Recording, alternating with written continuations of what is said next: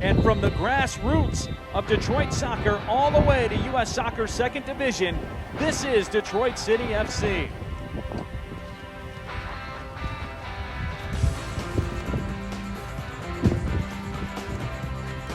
How's it going, Coach? How you doing?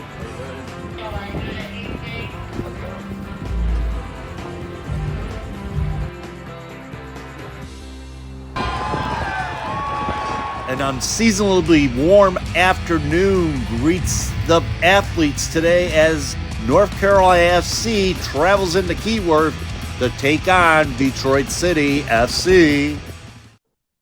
Welcome to a beautiful day at Keyworth Stadium. Well, it's not going to look like this today. It's going to be 84 degrees at kickoff for this one. It's going to be nice and warm. Nice and warm as the Tigers' bats. If they are batting right now, because like I said, they're playing later tonight in the ALDS against Seattle. First playoff matchup between us and Seattle, and it's been almost 50 years, so it's down to happen. So. You know, I mean, I did not watch that game on Thursday at all. I had bad recollections of last year having to watch the game 5 of that series against Cleveland at Keyworth Stadium, and I'll tell you what, I was not in a good mood after that game, after the Grand Slam. I will say nobody was in a good mood, considering I was watching the soccer game. Everybody was watching the baseball game.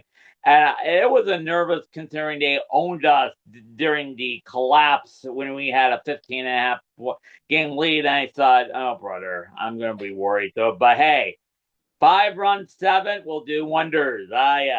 Absolutely, it did. And I'll tell you what, this race to the playoffs here is becoming push to the playoffs is becoming a little bit tricky. Let's look at those standings real quick here in the Eastern Conference. Obviously, the front runners, Lou City and Charleston Battery, sitting at top accordingly. Detroit City right now sitting in the 7th spot, tied with Indy 11 at 32 points. Rhode Island just behind them at 31. Then we come to our opponent. Well, Tampa Bay. Remember, can't forget Tampa Bay. Tampa Bay's sitting there 5 points behind at 27 points. It is squeaky bum time. It is. It is. And last couple of games of form, oh, brother. Yeah, indeed. And it's just been, like I said, it is very tight there at the bottom. We didn't expect, I mean, you figured, the top half would pull away and all that stuff. Not so much there. And, I mean, you're looking at North Carolina team pull away with trying to secure the 3rd spot, and Hartford, which hot form of late, is about to form the 4th spot on their league night off. But we'll get to that in just a minute. Yeah, but now, I mean, as I'm looking at it right now, Loudoun United sits at 39 points. Hartford Athletics sitting at 38 points right there.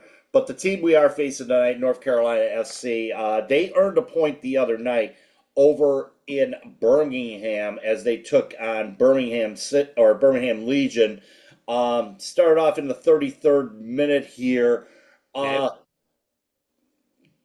Jelaine Fields puts this one in and gives North Carolina the 1-0 lead. They had to go a long time in the second half. 10 minutes of stoppage time here in Birmingham at Protective Stadium. This ball coming off the pass. Stephen Turnbull in the 96th minute equalizes for Birmingham Legion. They come away with the draw at Protective Stadium. And what this meant was North Carolina ended up earning a point, hopping, or not. They weren't really leapfrogging Loudoun United. They were still right there at 40 points. But needless to say, though, a much earned point, a hard earned or a drop points on Wednesday night for them. Yes, I know that. As one of the medal thing just popped off my pen. Yeah, they got a point during a field trip game in Birmingham, so saw the game. Kind of pretty exciting, yeah. But the first time we faced on North Carolina FC, which was back, I think, a couple of months ago on that Friday night, we got to see the one and only Darren Smith scored. First time in 3 months. He has scored a couple other times. He's been at 10 goals. Haven't moved. Still second place for the single season record, next to goal behind Sean Claude Lawson. So, yeah, but he hasn't scored in the last couple games. I hope, you know. Yeah, I hope, yeah, and nobody scored in the last couple games for Detroit City FC. Scoreless in their last three matches, including a 4-0 drubbing at the hands of New Mexico United at Isotopes Park, two consecutive 1-0 losses to Lexington and Louisville City. Right now, this is a game that cannot shoot straight whatsoever. Cannot find the back of the net, and they've had their chances. They had plenty of chances last week against Lou City. However, it was coming to no fruition after that 15 minutes in which Lou City poured it on and just you know you know got into the groove, and next thing you know, Sean Tosh puts it into the back of the net early on in the match, and then they just It settled is down a little bit, and it seemed like 298 Detroit City was coming back. Yeah, Dante scored in his 296 game, a record for most appearances in the USL-C. Yeah, indeed, and like I said, it was like after that though, Detroit City put the pressure on in that match, and ended up getting on the shall we say, getting on the positive side of possession there. And we were talking about that after the match. 60% possession, 12 shots, took two on target. But it's not like they're not trying; they're just not getting it into the back of the net. That's the problem here. Yeah, big problem. And if you don't, it used to be if you don't shoot, you don't have a chance to score. Well, if you don't score, you don't win games or you don't get points at this point. I know. And Detroit has been struggling very mightily of getting the ball into the back of the net. The last time they got a goal occurred in the 88th minute against Orange County SC. Alex Villanueva with the goal that afternoon or that night against Orange County SC in a 4-1 drubbing at Keyworth Stadium. And it's now been almost 4.5 hours since we last scored. If you add a little extra time, I think it's almost 5, maybe. Who knows? Yeah, and it comes in the worst possible time during the rest of the playoff, where you're trying to fight for your playoff lives, for God's sake. Yes, it is. It happened. It's definitely happened. It's. I mean, this is a team that was firmly. There was a possibility that this team could challenge for the top 4. Now they're just fighting for their playoff lives at this point.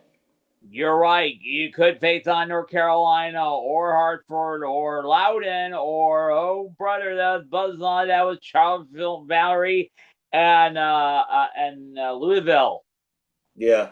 Last 5, though, Carolina has 2-2-1. Only loss coming against Lexington SC, a 2-1 loss there.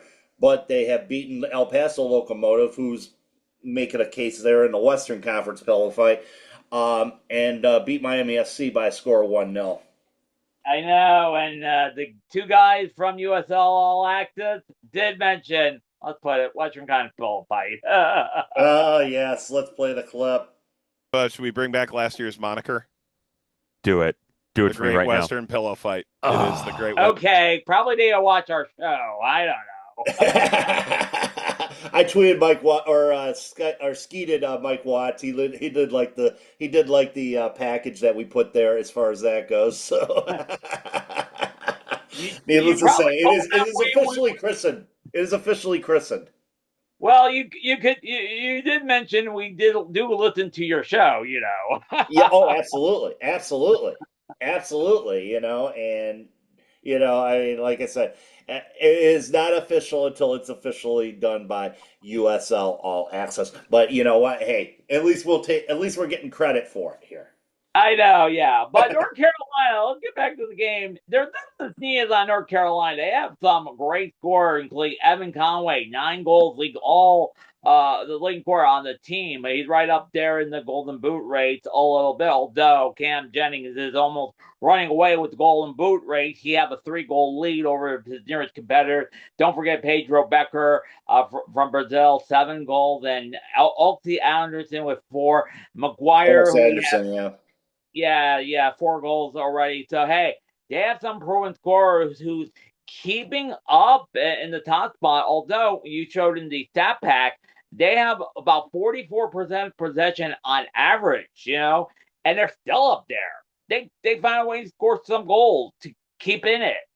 Absolutely, yeah. 44% possession on average. I mean, obviously, it sounds like relying on the counterattack if you would. 277 shots on target with our yeah, was it? Yeah, 277 shots on target, 39 total shots for them as well. As far as the discipline goes, I mean, not real. I mean, you could say Not they're very. really. Not Yeah, really. yeah. It's gonna be it's gonna be pretty much a even contest there as far as that goes. Yeah, No red card between here DCFC and North Carolina. Well behaved, must I say. very well behaved. I wouldn't expect too much of a highly. Uh, I mean, you could see it could be highly intense because it is the playoffs. To be Yeah, honest, it could be. It could be highly intense right there. And of course, right now, North Carolina, much in the middle of that conversation as far as getting a top 4 position in the Eastern Conference playoff race, as you know. But there's a lot of games that are going around us as well that we got to take a look at as well. Miami travels down to, or actually, why the heck do I got Miami in there? Actually, Miami travels to, let's go back to the schedule here. Miami hosts Pittsburgh tonight. 7 okay. o'clock kickoff. That's an important game as far as that goes. Loudoun and Birmingham, they take on 5 at 5 o'clock. I didn't list that on the graphic there. But yeah, Miami taking on Pittsburgh at 7 o'clock. The Lipa FC, a very important match on Detroit City's end because they are tied with Indy 11. That's a 7:30 kickoff at Lynn Family Stadium. Also a 7:30 kickoff tonight. Tampa Bay taking on Monterey Bay FC, and of course they're right in the thick of that. They're right in the thick of that fight here. Like I said, I did not mention Loudoun and Birmingham there, but that match at 5 o'clock should could be Birmingham coming back from that coming back from coming back and snagging points the other night. Travel to Loudoun, and Loudoun in that battle right now with North Carolina for those 3 and 4 seeds in the Eastern Conference. One team that is not playing tonight, but they are playing. And Technically, yes, they're not playing in a league match, but the finals in our in-season cup, the Jägermeister Cup. A huge game for both of them, and of course, 2 teams. Of course, Hartford, as you know, they were the wild card in the what do you call in our group, and they beat us by a goal because of the tiebreaker. Exactly, we beat them in not in regulation. Earlier, I think it was the second game or the third game of the round after losing to. It was a shootout, a victory, but they only award 2 points for it. The loser get a single point, so we didn't get max point on that. No, we did not, and that was let's just say detrimental to our efforts there in the in the terms of advancing to the cup or into the knockout stage of the tournament. But it's a coulda, woulda, shoulda situation. If we only got that implied to go in regulation against Hartford or the one against Westchester. Absolutely, and but this Hartford team. What can you say about them? I mean, this has been a surprising squad all year long. I know. considering they have embarrassed everybody's Eastern Conference positions, including ours, literally at the beginning of the season. Oh, brother. Yeah, absolutely, and it's just that the fact that they've been one of the teams in the East that have been let's just say very consistent, and this is a team, as you know, that had their issues earlier in the year, and all of a sudden Brendan Burke just has righted that ship. Literally fire into them after being tail end early part of the season. All of a sudden, they have gone like gangbusters, literally. Mm-hmm. And Sacramento right now, they're in a fight of their own in the Western Conference currently. Of course, they are 3 points behind FC Tulsa right now as far as a playoff Another spot. surprising team this year, Yeah, FC Tulsa. and they just clinched their playoff spot on Wednesday night as well with a victory. Let's see, yeah, with a 2-1 victory over Orange County in the late night game on Wednesday night. Out in Sacramento. But nice convenient time for the match tonight. 8 o'clock start. So it was going to be a 10 o'clock start on Golazo Network, but I believe they moved it up to 8 o'clock. So oh yeah, prime time. prime time matchup there. But as you know, the many weapons for Sacramento. Definitely Russell Cicerone. He hasn't been in the lineup though. Oh my! For the I hope most, it's not an injury. Cicerone.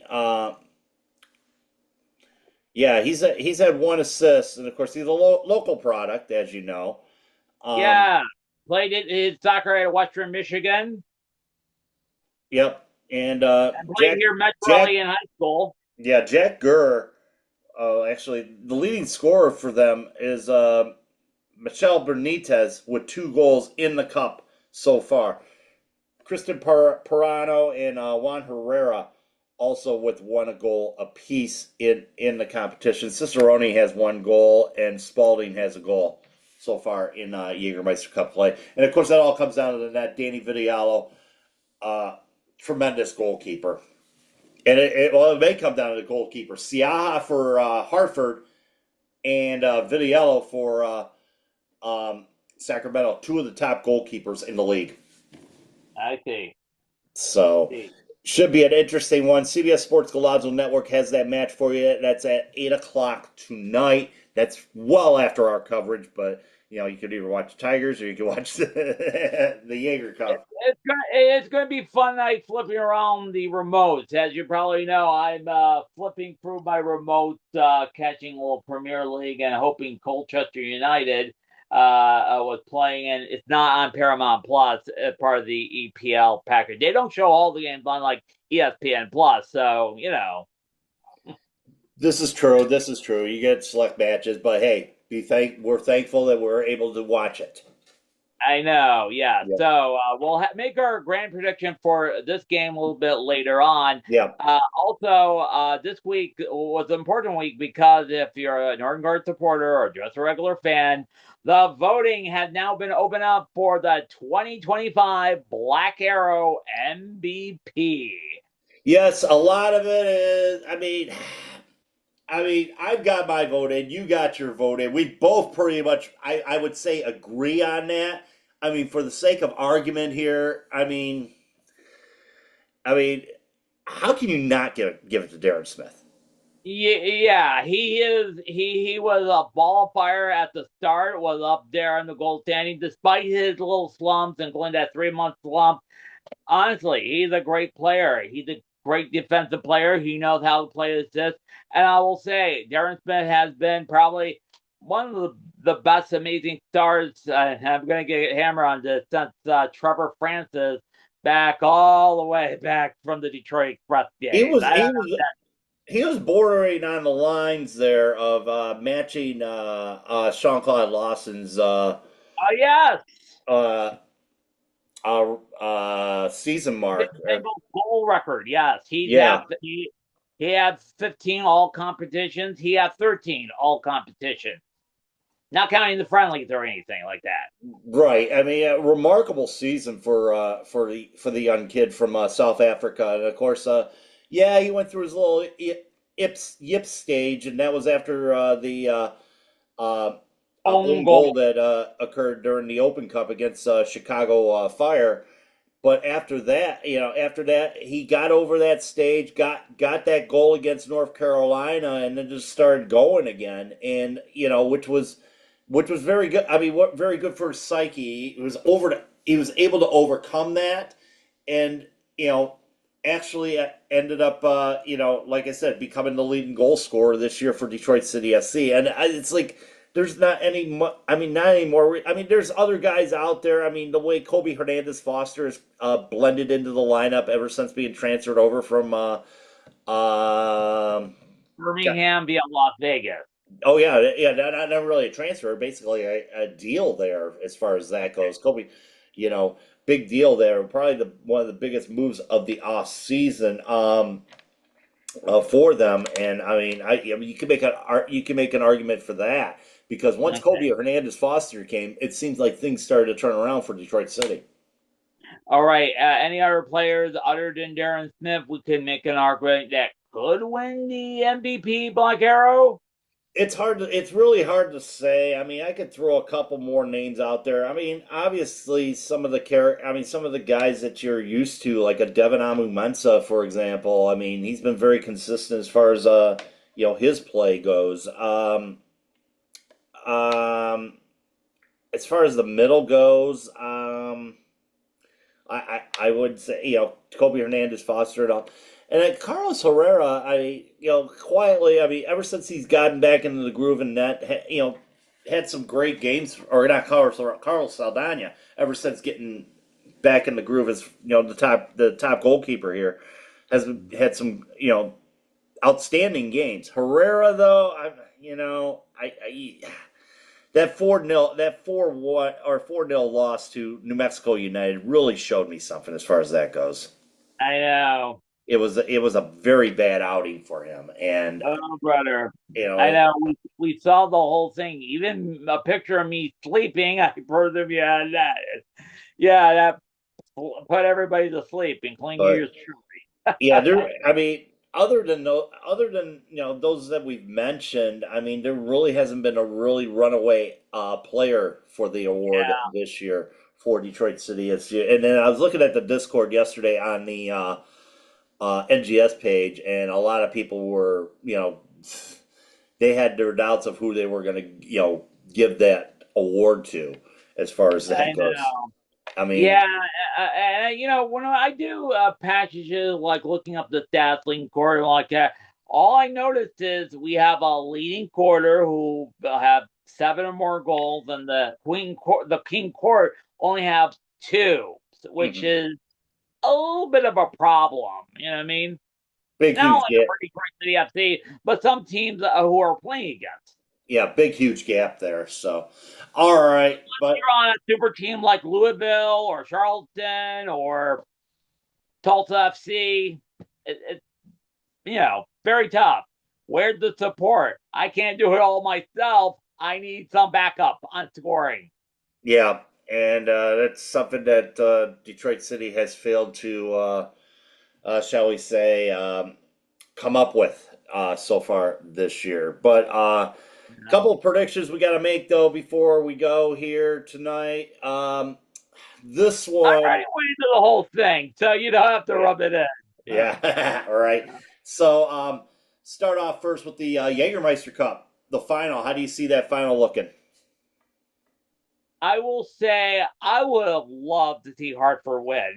They've been struggling for the last 5-6 years trying to get into the playoff, and the last few years since we entered a competition, Detroit City FC, it felt like they have been the worst team ever, literally, until this season with their playoff run. Sacramento, they're used to this. They have hosted a cup final when it was USL Pro. Remember that? And they hosted. They went First to year, the first year champions. Yes, and they went to the big game back in the U.S. Open Cup against Orlando before Don Garber gave the thumbs down email emoji and beat Sacktown. So Amway City Grand Rapids sister team. Oh. yeah, I know. Well, I would love the Hartford to win, but honestly, I'm going to say Sacramento 2-zip. I believe in this Hartford team. I really do. I really believe in this Hartford team. What Brendan Burke has done this year with this squad, and I tell you what, they could. Yeah, it's going to be in tough conditions. Hart Health Park's not an easy place to play, and I'll tell and Neil Collins is a fantastic coach, but my thinking is I think this is a Hartford team that's set on destiny, making their first playoff position, possibly hosting a home playoff game. This is a team of destiny, and I think they win their first trophy tonight. I'm going 2-1 in favor of Hartford. Okay, whoever wins, they are deserving winners, Sacramento or Hartford. You know what I mean? Absolutely, they've had a tremendous run in this competition. Far as this, and also to give you the guts, what's going in before the playoffs if they both qualify. Sacramento and Hartford are almost qualified for the Cup playoffs, though. You know what? Could be a preview of the USL Championship game. Maybe, but you probably know the last couple of seasons, the Western Conference winner has been a crapshoot, literally. And they've been champions as well. I know. Speaking of the other game, the main game, the hot potato at Keyworth Stadium. City needs some goals, man. Yeah, I know. Where are they going to come from? How do you see this one? I will see it, but I think it's gonna be a 2-1 victory. I think Darren Smith will score. Probably one of our backing players could score. Maybe even Datas Juve. It'd be nice to see him get on the score sheet again. Yes, indeed. Yes. So I'm going to say 2-1 Detroit City victory in front of our home band. And by the way, it's a day game. The next leg 2, all 4 o'clock, because it's going to get chilly at night. Although the weather forecast for this week is going to be a little warm. 84 degrees. I'll be wearing damn shorts. I'll be wearing a hat so I can see the ball, for God's sake. You know what I mean? Detroit City needs these points today, and I think they can take advantage of North Carolina being on the short week today. So I'm going to say win. Maybe they'll eke out a 1-0 victory here on this one because, you got to start somewhere, and you got to get I'd say you got to get at least 7 points out of these next 4 matches. You got to beat Carolina. You got to take care of yourself at home. And try to get something down in Charleston because that's the only way we're going to be able to be solidifying this playoff spot. You're right, because the last time we were in Charleston, we got a point. A point. Yep, you got to take care of business and get it done. Like Patriot Point Park is not an easy one to kidnap a point or hijack and rivalry 3 points back to Detroit. So it's going to be tricky. Plethora of outlets to see the game this afternoon. Let's see. Well, I'll do it this time. So a plethora of outlets to see the game this afternoon. You can see the game, obviously, on WKBD, CW50. Also, the game is on ESPN Plus and Spanish language commentary on QDN. 4 o'clock from Keyworth Stadium. In Espanol. You know what I mean? Si, senor. Si, senor. Yes, I know. I know. So, as always, after the match, we will have lights because we're going to do after hours after the match. And it's going to be up there. And we will, as the late Railing would say, examine those highlight people. Oh, yes. Oh, yes. We forgot to do that when I threw in that highlight there of North Carolina and Birmingham the other night. But yes, we will examine those highlights and all that fun stuff. Hopefully, positive results today at Keyworth Stadium. So we shall see what we shall see. Until we meet after hours, by, our usual spot, by the shipping containers. We will talk to you then. For Steve over in Hamtramck. Have a nice day. Take care of each other. Be nice to each other at the game today. No trouble, please. And we will see you after the match. Keep your feet on the ground. Keep your feet on the ground. Keep reaching for the gallons.